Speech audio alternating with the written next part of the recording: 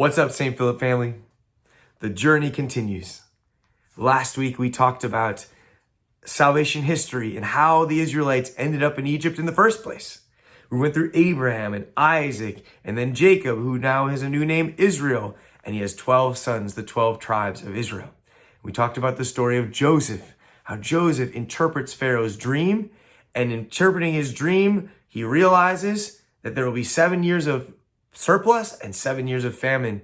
And so Pharaoh is so grateful that Joseph interprets his dream. He puts Joseph in number 2 spot, the command of all of Egypt. And so Joseph saves not only Egypt, but the whole world by organizing an effort to store extra food, and then over the 7 years of famine to give the food out as it was needed. And it was in that time that his brothers came to Egypt looking for food because they were hungry. The famine had struck their land, and Joseph receives his brothers. They reconcile, a beautiful story. And now the 12 tribes of Israel are in Egypt. And in Egypt, they thrive, they prosper, they grow, they become a mighty nation. And over many generations, they do so well. But then we read in the beginning of Exodus, then there arose a king over Egypt who did not know Joseph, a Pharaoh who knew Joseph not. So now we have a king over Egypt who doesn't remember Joseph, who doesn't remember that Joseph interpreted this dream and Joseph saved the whole world, and that's why the Israelites are there. And all this king saw was the Israelites are mighty and many, and they could take us over. And so he's worried. He says, what if something happens to us? What if we go into war and then they join forces with our enemies and then they take us over? We can't have that. So he said, we need to oppress them. We need to deal shrewdly with them. And so he placed taskmasters over the Israelites and he enslaved them. And now they work as slaves. And so they were captured, trapped. And we talked about how Satan, he tempts us and he lures us in and he wants to trap us and he wants to enslave us. Pharaoh and the devil are often seen as the same person, where he is afraid of us. He doesn't want us to be happy. He doesn't want us to thrive. He doesn't want us to receive freedom. And so he tempts us and he tries to trap us. And so we talk about that this week. What is it like to be trapped in my sin? When I give in to my sins, when I give in to temptation and I'm trapped, what happens? Well, we see with the Israelites, the taskmasters were not nice. They weren't nice. They were forcing them to do work and they weren't treating them well. And they kept trying to force them and oppress them and they wanted to crush them. But they continued to prosper because God was with them. And so this week, what we talk about is the experience of, like, when I give into temptation, when I give into sin, what does that feel like? When I do the wrong thing, maybe for a second, I feel a little bit better. Maybe I take something from someone else. Maybe I tell a little lie.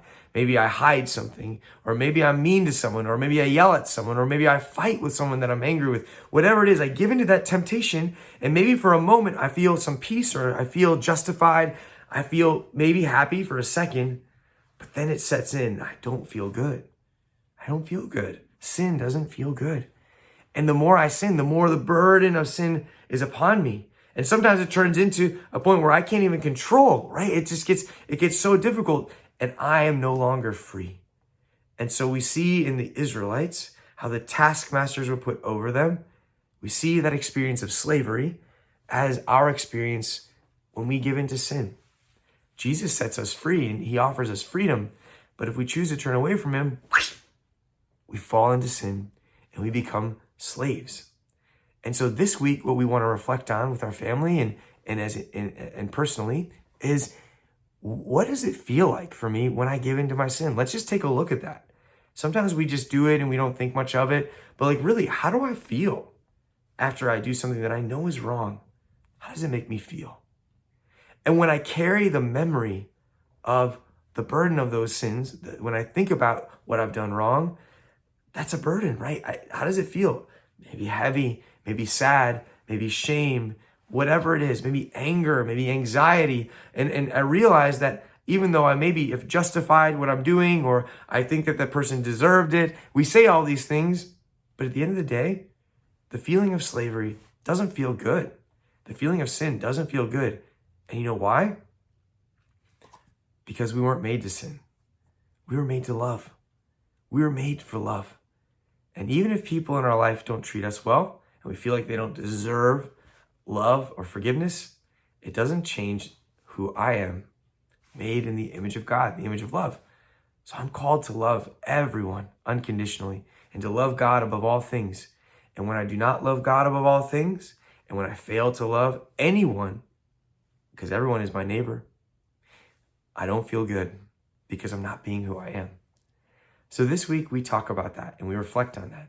And the Lenten the action item for this week is, well, why don't we write down our sins? We can do what's called an examination of conscience, where we go through a list of either the 7 deadly sins or the 10 commandments, or even some other reflections, some way in which we can look through our heart and our life and our mind and our memories to see where we have chosen to sin, where we've given in to temptation, where we've become slaves, so that we can confess our sins and receive freedom.